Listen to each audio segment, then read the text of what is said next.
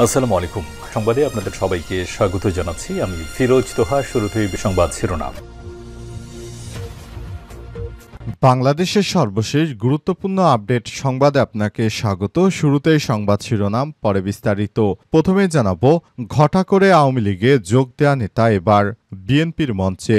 ফরিদপুরের সালথায় বিএনপির কর্মী সভায় বক্তব্য দিয়ে আলোচনায় এসেছেন উপজেলা পরিষদের সাবেক চেয়ারম্যান মোহাম্মদ ওয়াহিদুজ্জামান। একসময় ফরিদপুর ২ আসনে সাবেক সংসদ সদস্য ও জাতীয় সংসদের সাবেক উপনেতা সৈয়দা সাজেদা চৌধুরীর হাতে ফুল দিয়ে আওয়ামী লীগে যোগ দিয়েছিলেন তিনি। তবে এবার বিএনপি নেত্রী শামা ওবায়দ ইসলামের সঙ্গে একই মঞ্চে দেখা গেল তাকে। এরপর জানাবো, সংঘর্ষের ঘটনায় জয়পুরহাটে ছাত্রদলের ৭ নেতা বহিষ্কার। সাংগঠনিক শৃঙ্খলা ভঙ্গের অভিযোগে জাতীয়তাবাদী ছাত্রদল জয়পুরহাট জেলা, শহর ও কলেজ শাখার ৬ জন নেতাকে বহিষ্কার করেছে বাংলাদেশ জাতীয়তাবাদী দল। ছাত্রদল কেন্দ্রীয় সংসদ তাদের বহিষ্কারের কারণ স্পষ্টভাবে উল্লেখ করা না হলেও দলীয় সূত্র বলছে, জয়পুরহাট সরকারি কলেজ শাখা ছাত্রদলের কাউন্সিলকে কেন্দ্র করে সংঘর্ষের ঘটনায় তাদের বহিষ্কার করা হয়েছে। এদিকে বিএনপির ২ গ্রুপের সংঘর্ষ, গুলিতে নিহত ১, আহত ৫। নরসিংদী সদর উপজেলার আলোকবালিতে আধিপত্য বিস্তারকে কেন্দ্র করে বিএনপির ২ গ্রুপের মধ্যে আবারও সংঘর্ষ চলছে। এ সময় গুলিবিদ্ধ হয়ে ১ জন নিহত হয়েছে এবং ৫ জনের আহতের খবর পাওয়া গেছে।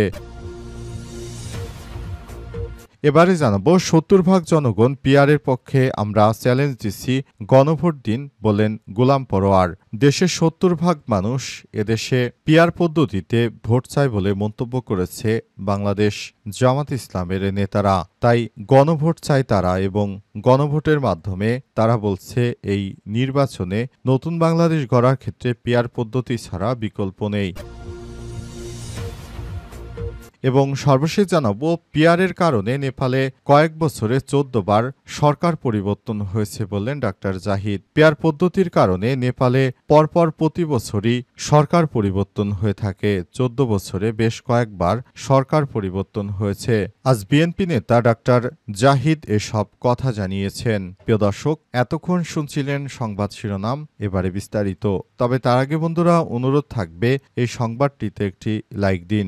এই চ্যানেলে আপনি নতুন হয়ে থাকলে আমাদের সংবাদটি দেখতে দেখতে চ্যানেলটি সাবস্ক্রাইব করে রাখুন। কমেন্ট করে বন্ধুরা আপনার মূল্যবান মতামত জানিয়ে দিন আপনি বিশ্বের কোন দেশ থেকে বা বাংলাদেশের কোন স্থান থেকে আমাদের সংবাদটি দেখছেন এবং শুনছেন। আর বন্ধুরা, এই সংবাদটি আপনার সোশ্যাল মিডিয়া ফেসবুকে শেয়ার করে বন্ধুদেরও দেখার সুযোগ করে দিন। এবারে বিস্তারিত। ঘটা করে আওয়ামী লীগে যোগ দেয়া নেতারা এবার বিএনপির মঞ্চে। ফরিদপুরের সালথায় বিএনপির কর্মী সভায় বক্তব্য দিয়ে আলোচনায় এসেছেন উপজেলা পরিষদের সাবেক চেয়ারম্যান মোহাম্মদ ওয়াহিদুজ্জামান। এ সময় ফরিদপুর ২ আসনে সাবেক সংসদ সদস্য, জাতীয় সংসদের সাবেক উপনেতা সৈয়দা সাজেদা চৌধুরীর হাতে ফুল দিয়ে আওয়ামী লীগে যোগ দিয়েছিলেন তিনি। তবে এবার বিএনপি নেত্রী শামা ওবায়দ ইসলামের সঙ্গে একই মঞ্চে তাকে দেখা গেল। আলোচনায় আসা ওয়াহিদুজ্জামান ২০১৪ সালের থেকে ২০১৮ সাল পর্যন্ত সালথা উপজেলা পরিষদের চেয়ারম্যান ছিলেন। ওই সময় তিনি ফরিদপুর ২ আসনে সংসদ সদস্য ও জাতীয় সংসদের উপনেতা সৈয়দা সাজেদা চৌধুরীর হাতে ফুল দিয়ে আওয়ামী লীগে যোগ দেন। কিন্তু গত সোমবার ১৫ সেপ্টেম্বর বিকেলে সালথা বাজার বাইপাস চৌরাস্তা মোড় উপজেলা জাতীয়তাবাদী উলামা দলের এক সভায় তাকে শামা ওবায়দ ইসলামের পাশের মঞ্চে বসে বক্তব্য রাখতে দেখা যায় বলে সভায় প্রধান অতিথি হিসেবে বিএনপির কেন্দ্রীয় কমিটির সাংগঠনিক সম্পাদক শামা ওবায়দ ইসলাম। সভায় বক্তব্য রাখেন ওয়াহিদুজ্জামান। তিনি বলেন, বিগত সরকারের আমলে আলেম ওলামারা নির্যাতনের শিকার হয়েছেন, অনেকেই কারারুদ্ধ হয়েছেন। তখন শামা আপা তাদের পাশে দাঁড়িয়েছিলেন। আমি চাই আগামী নির্বাচনে তিনি যেন সর্বোচ্চ ব্যবধানে বিজয়ী হতে পারেন। এলাকাবাসী সূত্র থেকে জানা গেছে, ওয়াহিদুজ্জামান সালথা উপজেলার ভাওয়াল ইউনিয়নের ইউসুফদিয়া গ্রামের বাসিন্দা। তার বাবা আব্দুল হাই মাস্টার, তিনি ২০১১ সালে ভাওয়াল ইউপি চেয়ারম্যান এবং ২০১৪ সালে উপজেলা পরিষদ চেয়ারম্যান নির্বাচিত হন। বর্তমানে তার জনপ্রিয়তা রয়েছে অনেক বলে জানা গেছে। সংঘর্ষের ঘটনায় জয়পুরহাটে ছাত্রদলের ৭ নেতা বহিষ্কার।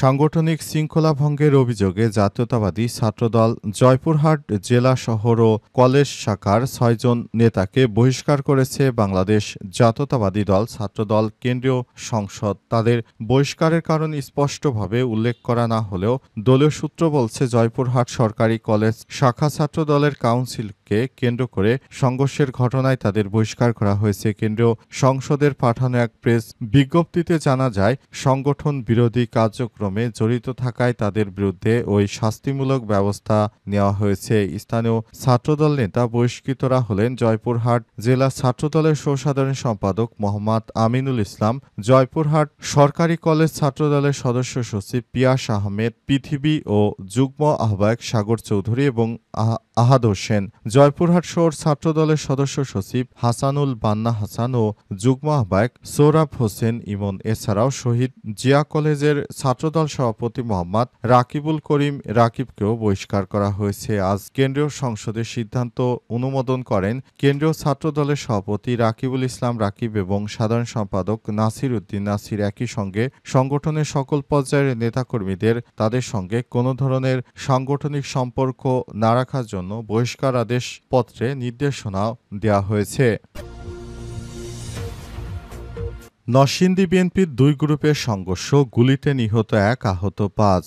নরসিংদী সদর উপজেলার আলোকবালিতে আধিপত্য বিস্তারকে কেন্দ্র করে বিএনপির ২ গ্রুপের সংঘর্ষের ঘটনা ঘটেছে। এ সময় গুলিবিদ্ধ হয়ে ১ জন নিহত এবং অন্তত ৫ জন আহতের খবর পাওয়া গেছে। বৃহস্পতিবার ১৮ সেপ্টেম্বর ভোর ৫টার দিকে আলোকবালি ইউনিয়ন বিএনপির আহ্বায়ক শাহ আলম চৌধুরী ও বহিষ্কৃত সদস্য সচিব আব্দুল কাইয়ুম মিয়া গ্রুপের মধ্যে সংঘর্ষের ঘটনা ঘটে। এই ঘটনায় এলাকায় উত্তেজনা বিরাজ করছে। সংঘর্ষ চলাকালে নিহত ইদন মিয়া ৫৫ মুরাদনগর গ্রামের বাসিন্দা। তাৎক্ষণিক আহতদের পরিচয় জানা গেলেও এই ঘটনায় অন্তত ৫ জন আহত হয়েছে বলে জানিয়েছে স্থানীয়রা। স্থানীয় দলীয় সূত্র থেকে জানা গেছে, ২০২৪ সালের ৫ই আগস্টের পর উভয় গ্রুপের মধ্যে আধিপত্য বিস্তারকে কেন্দ্র করে দলীয় কোন্দল তৈরি হয়। বৃহস্পতিবার ভোরে কোন্দল থেকেই সংঘর্ষের সূত্রপাত হয়। মূলত নদী থেকে বালু উত্তোলনকে কেন্দ্র করে আধিপত্য বিস্তারকে কেন্দ্র করে বিএনপির এই নেতারা সংঘর্ষে জড়িয়ে পড়ে তিনি বর্তমানে বড় ধরনের সমস্যা ক্রিয়েট করেছে বলে অভিযোগ করা হয়েছে এবং এরপরই বিষয়টি আলোচনায় আসে।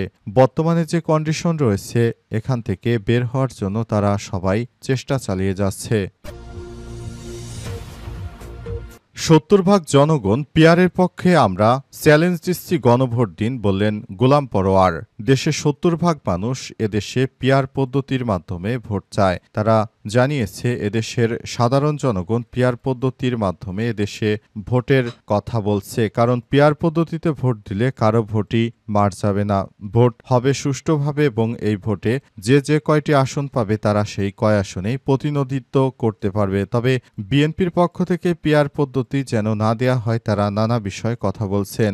এজন্য পিয়ার নিয়ে জামাত এবং বিএনপির নেতাকর্মীরা সরাসরি বিপরীত অবস্থান নিয়েছে। অবস্থায় পিয়ার পদ্ধতি চালু হলে জামাতের লাভ, আর পিয়ার পদ্ধতি চালু না হলে বিএনপি লাভবান হবে। তারা সবাই ক্ষমতা আসার জন্য নানা রকম বাহানা শুরু করেছে। ইতিমধ্যেই এদেশের জনগণ পিয়ার যদি না চায় তাহলে জামাত পিয়ার চাইবে না বলে স্লোগান দিচ্ছে জামাত ইসলাম। তাই জামাত ইসলামের নেতৃত্ববৃন্দরা জানিয়েছে, আমরা এদেশে পিয়ার চাই, সুতরাং এদেশে সাধারণ মানুষও পিয়ার চায়।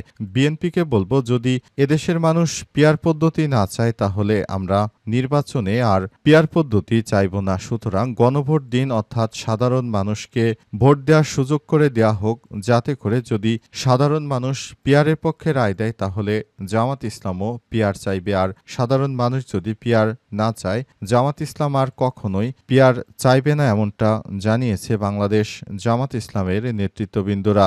এ কারণে জামাত ইসলামের পক্ষ থেকে পিয়ারের দাবিতে মাঠে নেমেছে নেতৃত্ববৃন্দরা। আজ ৭টি বিভাগেই পিয়ার পদ্ধতিতে নির্বাচন দেওয়ার জন্য বাংলাদেশ জামাত ইসলামের পক্ষ থেকে বিক্ষোভ মিছিলের আয়োজন করা হয়েছে।